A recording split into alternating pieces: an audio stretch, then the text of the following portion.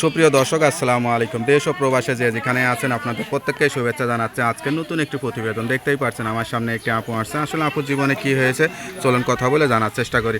আপু আসসালামু আলাইকুম। ওয়ালাইকুম সালাম। আপু আপনার নাম কি? খাদিজা। খাদিজা আপু, কেমন আছেন আপনি? ভালো। আপনার বাড়ি কোথায়? কুমিল্লা। আচ্ছা আচ্ছা আচ্ছা, তা আজ কি চিন্তা করে আসছেন? আজকে চিন্তা করে আইছি প্রতিবেদনে খুবই কষ্ট আছে। কিসের কষ্ট সবচেয়ে বেশি? কষ্ট এই যে এই বয়সটা আমার তো বিয়ের বয়স হয়েছে। আমিও তো চাই যে ভালো একটা মনের মতন মানুষ। আমিও তো 10টা 5টা মেয়ের মতো। কেন আল্লাহ গরিব বানাইছে, তবুও তো একটা স্বপ্ন থাকে।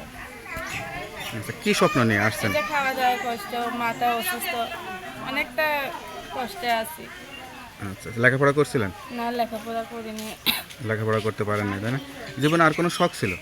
জীবনে তো সব ছিল ওই লেখাপড়া। যদি কিছুটা লেখাপড়া জানতাম, একটা চাকরি পেতাম, সেটাও তো ভাগ্যে নাই। আর কোনো শখ ছিল না? একটু গান টান শেখা, নাচ করা, অভিনয় করা? গান শেখার স্বপ্ন নাই, কাজ করে তো সময় পাই না, গান গাবো কেন? তা নিজের নিজের আনন্দ, নিজের খুশির জন্য তো মানুষ একটু গান টান শেখে, গান টান গায়। ওরকম ইচ্ছা নাই তাই না? আচ্ছা, যা বলতেছেন সত্যি কথা বলতেছেন তো? হ্যাঁ, সবই সত্য কথা বলছে। না, নামাজ কালাম পড়েন তো? হ্যাঁ, আল্লাহ নামাজ কালাম। যাক, সংসারে কাজকর্ম সব পারবেন? যে কোনো সংসারে, ছোটবেলা থেকে কাজ করে যে কোনো সংসারে বিয়ে শাদী হলেও মানা নিতে পারবেন নিজেকে? হ্যাঁ, সে যদি আমার সাথে থাকে।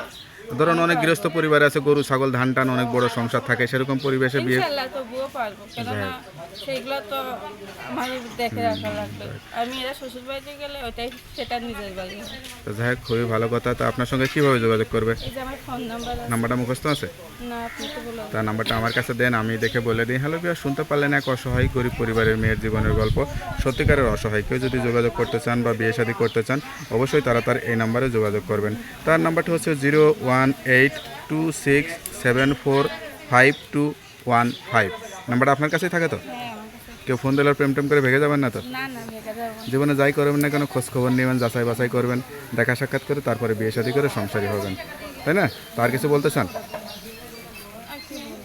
তো ওকে আপু, ভালো থাকেন, দোয়া করি। আসসালামু আলাইকুম।